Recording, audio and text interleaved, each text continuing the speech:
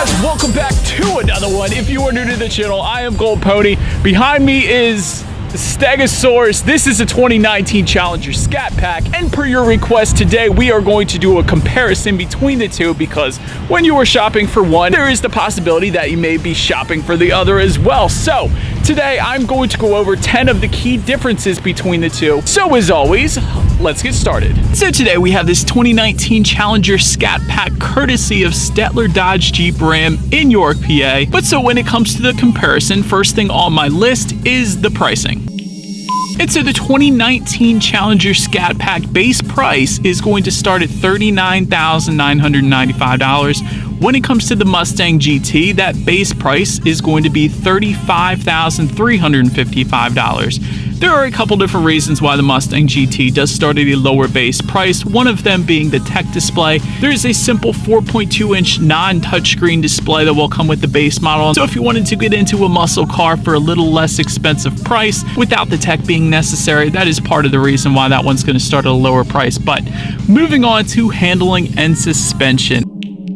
I think most of you guys are going to know which way this one is going to go. However, let me first start by saying you guys probably know the Mustang GT is available with the MagneRide damping system, which of course helps for not only a smoother ride, but to tighten up the suspension around heavy cornering as well. But the Challenger Scat Pack also now is available with an adaptive damping system, so that is there for you as well. So ultimately what the handling really comes down to is the size of the two vehicles. Mustang GT comes in at a weight of 3,705 pounds. Scat Pack comes in at 4,241 pounds. That is a 536 pound difference between the two cars. You guys can see in the side-by-side shots here, most noticeable to me, the Mustang is definitely lower. And although I will give the disclaimer, I did put lowering springs on my own vehicle that lowers it around 1.5 inches, but still, without my car being lower, the Mustang comes in at 54.4 inches for the height, and the Challenger comes in at 57.5 inches. So it is a little bit lower to the ground, and it is shorter as well, with the Scat Pack coming in at 197.9 inches, Mustang 188.3. But ultimately, the weight difference is what's going to make this one a little more nimble around the back roads here in Pennsylvania, being 536 pounds lighter. So this one I'm going to give to the Mustang. Next thing I wanted to mention when comparing these two is the body types. Challenger does come in a coupe-only form. Mustang, however, does come in a coupe and a convertible form. So when it comes to the body type, I did want to just mention that the Mustang is available in a convertible, unlike the Challenger. Next on my list is always the most controversial. Let's talk about the design differences between these two. And let me start with the Challenger has yet to come out with a full redesign since 2008 when it was first brought back to the market. That is pretty interesting. Usually manufacturers don't keep a particular style around all that long before completely redesigning it. On the other hand, the Mustang has seen its most recent redesign in 2015, and it had a small refresh in 2018 as well, but the major redesign was in 2015, and I kind of understand what Dodge is kind of going through at this point. It is a very iconic design for the Challenger. It is going to be extremely hard for them to redesign that thing and still keep its base, so I could probably kind of understand where they're coming from with that one. But with that being said, the Challenger is most definitely due for a redesign. But next, let's compare practicality, and again, I think we know which way this one is going to go. When it comes to the trunk space, the Challenger Scat Pack is going to provide you with 16.2 cubic feet, quite a bit for a two-door. And when it comes to the Mustang, 13.5 cubic feet. So the Challenger does take it when it comes to trunk space, but then it gets better for the Challenger, I should say. Making our way to the rear legroom, Challenger comes in at 33.1 inches. So for a 6-foot adult like myself, I remember reviewing this one plenty of times.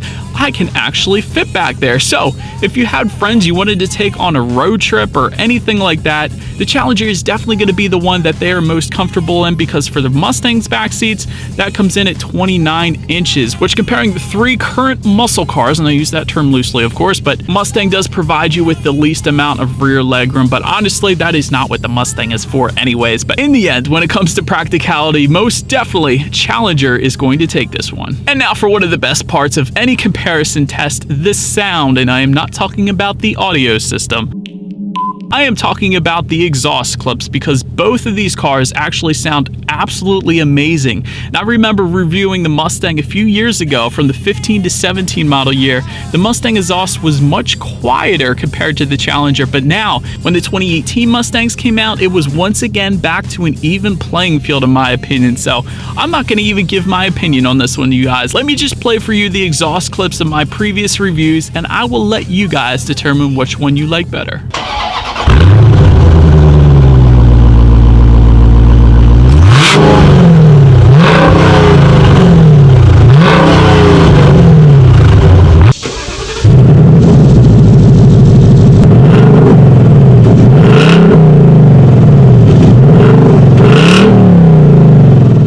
But so now the next thing on my list, playing a part in that exhaust clip, let's talk about the power differences.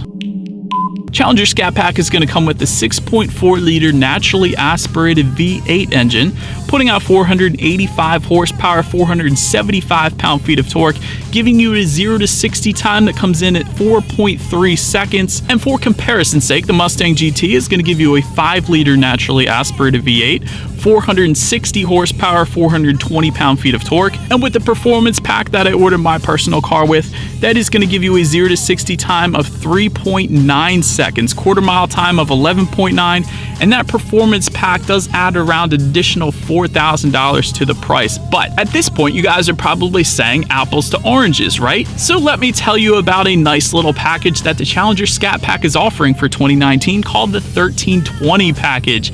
This one is super exciting and one that I would definitely consider if I went with the Challenger Scat Pack. This is going to give you a 0 to 60 time of 3.8 seconds, besting the Mustang GT by 0.1 second there. Quarter mile time 11.7. That is absolutely amazing. I love that.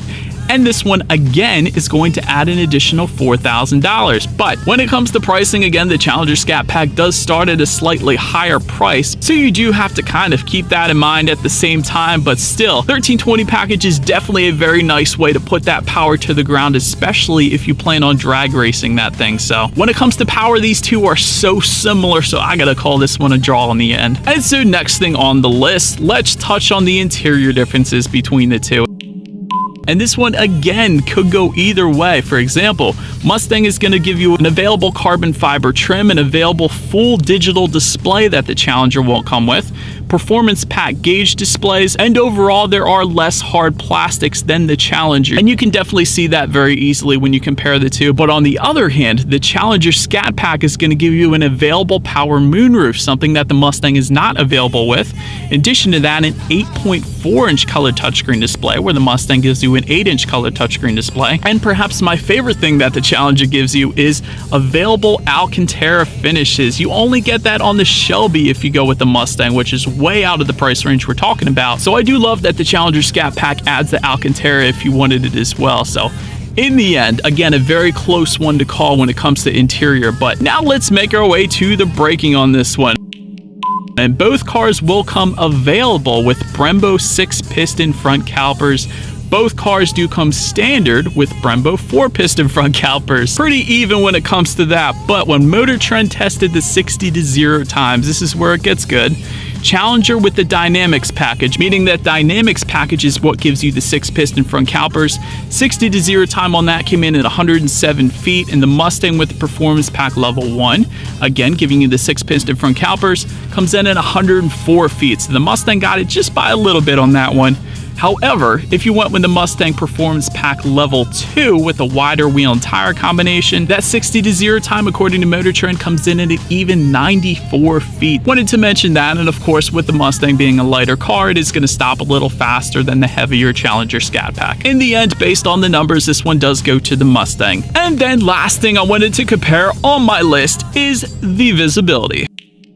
And it's said that typically the Mustang does offer better visibility between these two, and honestly it does, but the Challenger Scat Pack is not too far off. I've reviewed plenty of Challengers on my channel, the Hellcat, the TA392, just about every Challenger I could think of actually, and I can never remember having any issues with visibility personally. So in the end, for me personally, this one is a tie. Both cars you can see perfectly fine out the back. It's not like we're comparing a Mustang to a Camaro or anything like that. Both cars, when it comes to visibility, are absolutely fine. So in the end, To sum it up, Mustang is definitely more of a modern vehicle between the two, with its available digital gauge cluster, its adjustable ambient lighting, and a more modern design. But with Dodge now offering the 1320 package, I am extremely excited to see these two go head to head on the track. And when it comes to straight line performance, these two honestly could go either way down the track. So there should definitely be some pretty intense races between these two. And in the end, this decision ultimately comes down to personal preference, because both cars are very similar, and in my opinion, either way,